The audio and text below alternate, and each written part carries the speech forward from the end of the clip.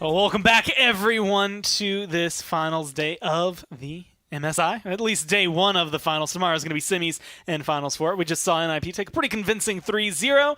And now we're moving to SSG going up against Kanga. If you've watched the PPL, I think it was like week 11 these guys played, so not too far off something we've experienced. But before we go too in-depth, I'd say, with this set, I'd like to introduce who's sitting next to me. That's going to be none other than Dave. We were just casting. We switched We literally just switched sides spots. and, ran all the way over here. Now we're just... And it's almost literally like another day in the PPL with these two. That's teams. right. No, and that's why I'm so excited. I mean, it's almost like last night. It's almost like Christmas Eve because you're waking up into. I love the whole event, everyone being here, but with how close the league has been up to this point, it's one of those where it's like we make our predictions. We have some analysis behind why we think Team A may win or Team B, but at the end of the day, both of these teams are so close. It's going to be a fun one, I think. Well, we can go ahead and start diving into SSG. Again, a team who we haven't seen play in a little bit, a couple weeks. It's been a minute. And not exactly the best last showing for them. They had 7 games against Renegades for them. And when you talk about this team, you always have one guy you have to talk about, and that's going to be none other than Freeze God. Yep. He comes through. He has been, in the past, one of the most... I want to say influential LAN players that we've seen this season, being entirely on LAN. It's, again, for both of these teams, just like another day in the booth. This is a guy who loves to take his kind of 1v1 duels, and you see this, time and time again. I was about to reference sort of his Eevee and his Mave, and that's a play style that he really leans into. But similarly to kind of what we saw in Bittner last game, he'll flex onto the Leon. He'll flex onto a Cassie.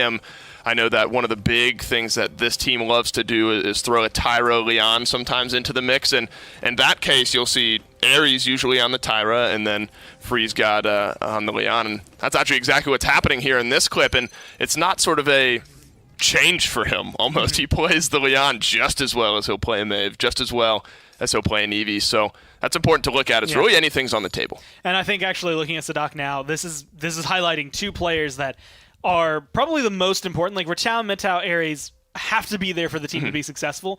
But one of the things we've heard from countless other PPL teams is that the thing that makes SSG strong is that their off-tank flex combo is just so good. The way Sadak and Freeze God work off each other is just unreal. And this is, again, you're absolutely right. And it's one of those duos that are, close to the top of the league. Sadak has that ability to play aggressively that we see in someone like a Phoenix. We saw it last game, and like a Diggy Dog, and you get a Quadra here on the con. And again, flexibility. I mean, there's only, there's however many frontline flexes that are really viable right now, but he can play every single one of them. He loves himself some Ruckus. If there's a composition that lends itself to a Ruckus, I'm sure he'll dive into it. But he's also very self-critiquing, and I mean that in a good way. And that like you'll come off a game and maybe he misses some overpowers. He's the first guy to tell you about it. He knows when he's messed up, but he fixes those things, and that puts him as, like you said, one of the top off-tank flex players in the league. My favorite thing to do with him as of right now is mention Terminus around him, because he just goes, Gordon, no! Like, stop mentioning it. Stop. Like, just pretend those never happened. He knows that it didn't work out too well then. Of course, that is something they've run a couple of times. We might see it today. We might not. Best way to find out is to go down and talk to Kresnik, their coach, who we've been hanging out with for a few days now. All righty, gentlemen. Thank you so much. Bobby, how you doing today, man? Pretty good, Nick. Always a pleasure. Okay. This matchup is going to be our first, PPL versus PPL matchup, but it's one that you guys, you're familiar with, right? You've had to play this team. You've had to play in this space. I commented that there's no real nerves. Is that true, or is there, the stakes being higher, this best of 5, single elimination? Is there kind of a little bit, on the line for you guys here? I mean, there is more on the line, but I don't think it's affecting us quite as much as maybe some of the teams that are newer to the space. I mean, we've been here constantly back and forth. We've been here, multiple months at this point. So to play at our best, we're trying to make it just another day. Kanga don't have their coach here with them. You're just basically a washed-up caster at this point, no longer coaching. So you feel like that's going to be basically even footing for both these teams? I'm going to be very lonely in the dugout, I'm going to say. Usually I just something happens, I'm like, wow, did you see that? When we play Nip, they have nobody, so I'm just like... Yeah, break that down, because you guys have your little coaching room. You're on comms with each other. What's it like between the two coaches in a room in a very heated match? it really varies from person to person. I mean, I'm friendly with a lot of the coaches here. I actually became friendly with Mike because I met him for the first time in the dugout. But usually it's pretty lighthearted. When the game's over, sometimes we'll be like, wow, great set, shake hands as we walk out. Not usually that bad. There's been a moment or two, but I don't need to talk about that right now. Obviously, you don't want to get ahead of yourselves, but the winner of this match has to play NIP. Given what you saw from them, was there anything to glean from that matchup? I don't think anything beyond what they've shown in the past and beyond what we've seen in practice and everything from the last couple weeks. Okay, man. Good luck in the match today. Let's get this one back up to the desk and go talk to Kanga. Just level-headed, and again, he's been hanging That's out right. with us. He recognized, I think the team and him both know they've done their homework. This is actually a very interesting matchup because I think the head-to-head from the first split is 2-0 for SSG. Yeah, but they've kind of had Kanga's number, but the last time they met, it was 7 games, and that I think is more of a tout of what Kanga's accomplished this split more than anything. At the end of the day, it's something that I've harped on. We've all talked about time and time again. It's just who shows up on any given day. I mean, you look at that game 7.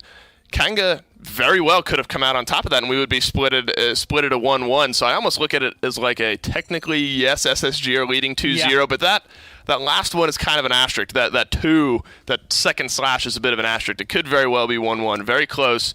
And if they're going to play well today, Gore, this guy needs to show up. And I think that's number 1 on their list, and always something that I think happens consistently. I don't think I've ever seen Chronix have a bad game. He's had, right. I guess bad games in the sense that he's not carrying the team or the team loses, right. but he's very consistent in terms of performance. This is one of those things, I put Chronix in a list personally kind of with Rock Monkey, not to the exact same extent as Rock Monkey as of right now. Still has a little bit more, I think, to prove. The potential, in my eyes, but again, he's there. He's solid at aiming. He's almost always constantly performing, and I think that's something that Kanga have desperately needed.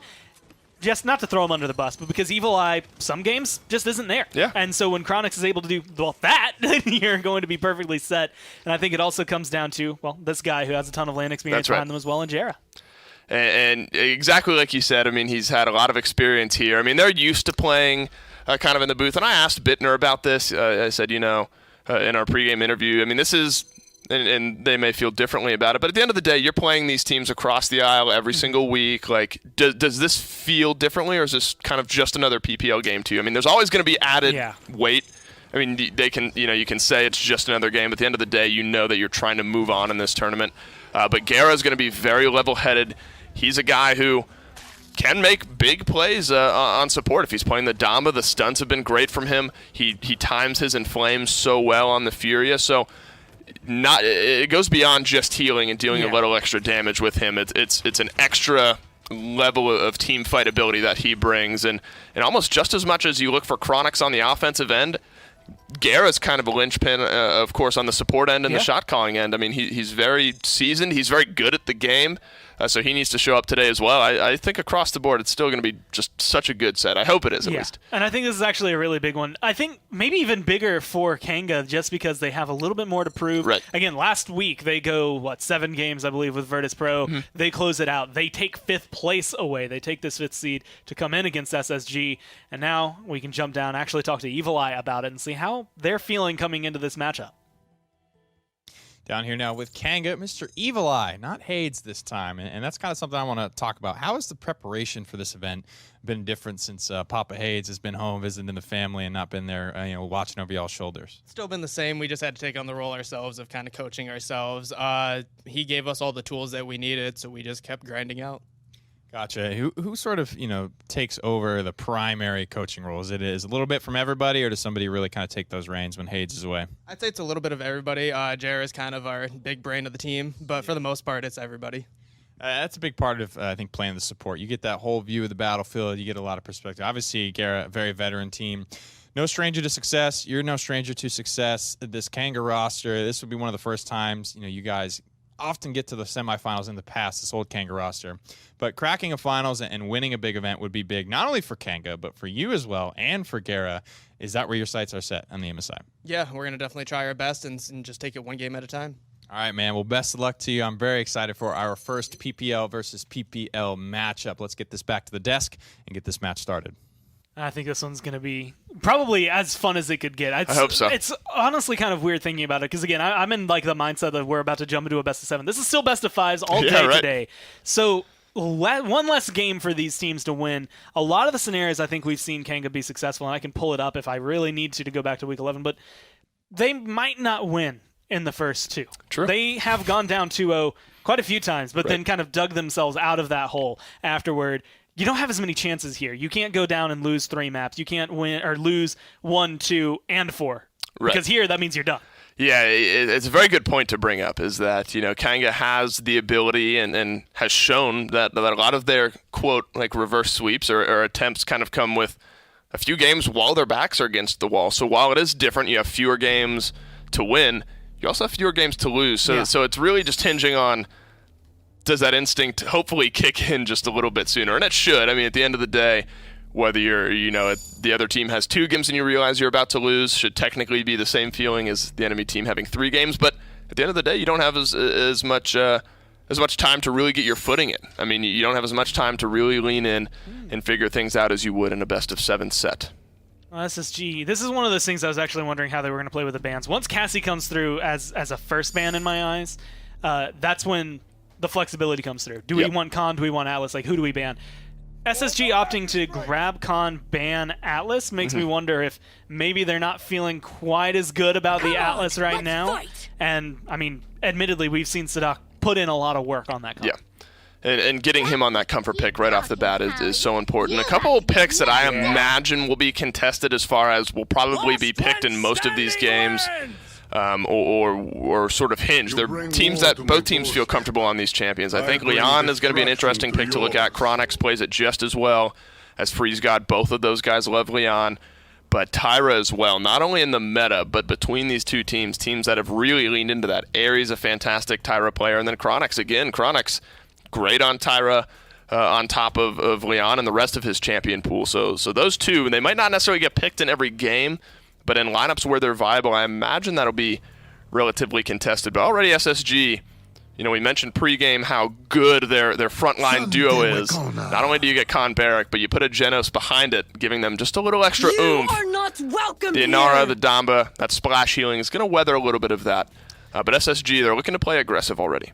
Well, Welcome to the one main account. I'm suite, actually going to Kitten. do it just off the mark here. 1, 2, 3, 4 Kneel. immediately that I see on my screen times in the last time these two played that Kanga first picked the Ashe. Yep. So something very big. Also, I think worth noting, the last time these two played in the regular season, Kanga banned out Serpent Beach away from SSG. So that's something I think that is maybe going to showcase here. They get the Maeve, they get the Leon. Again, they have 2 players that both play both of these champions, so it's kind of flexible. Freeze God or Aries could play the Leon or the Maeve, whichever one they truly feel. How are you feeling about SSG's draft? I'm really excited to look at the Maeve pick. I mean, the Leon as well. I mean, actually, it's a really good point you bring up because in the highlights, we saw Freeze God play Maeve. We saw Freeze God play Leon as well. So it's who flexes on to what? I mean, if Freeze God is on this Maeve, I look towards the EV duels because that's where Freeze God loves to live, those one-on-ones. I mean, he's going to be getting in the face of Evil Eye, trying to win those 1v1s, coming out on top a lot of the time. So I think SSG have built a very good lineup right here. I mean, it's standard in the sense that 2 tanks, 1 direct damage dealer, a flank, a Genos to build things up. But then the Victor for Chronix, it's sort of in that same vein as